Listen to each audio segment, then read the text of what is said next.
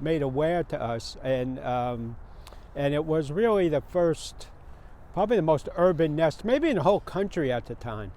And there were a couple really important things about it. One, it was on a proposed development site by a company called Skymark that wanted to take all the trees, and it was like a $750 million project. And there was also some toxic waste in the soil too, I think from an old paper mill, if not correct. And so they just wanted to take the nest, and you know, we said, you know, this is the line in the sand for us at Bergen Audubon. If we can't protect an eagle's nest, I'm not sure what we're doing here. So we fought everybody. You know, we didn't have any money. Well, we fought $1 billion corporation.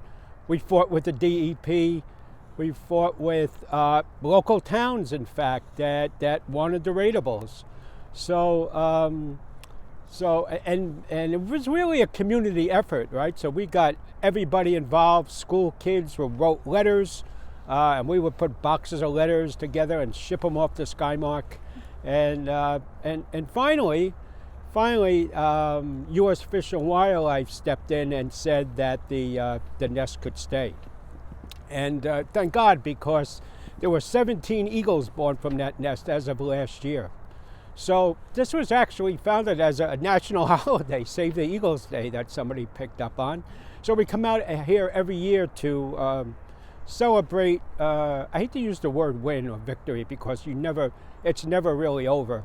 You know, it's more preserving than it is winning. But you know, and this is just an example, really. You know, our job is really only half done.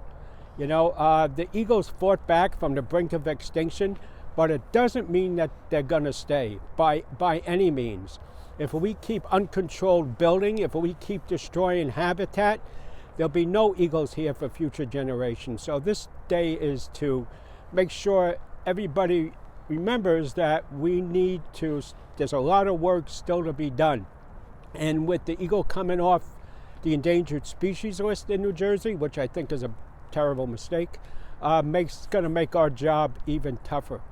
And right here we're standing here,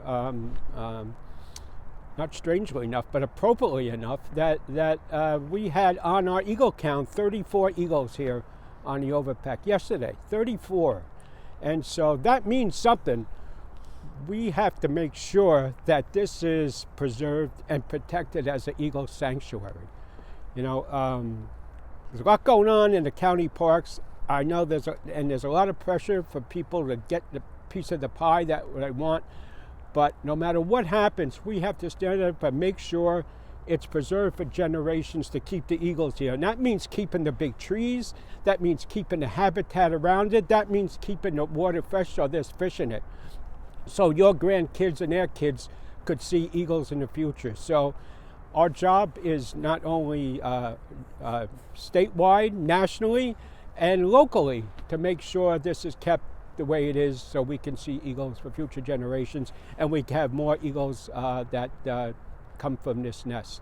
So, you know, this area across is now owned by New Jersey Transit, and they have some proposals for it. But we're hoping that we get even a better settlement from them and preserve it more as an eagle park. So our fight's still ahead of us. So come out and enjoy the eagles. And once you enjoy nature, you'll learn to appreciate it and you'll protect it. So see you out there.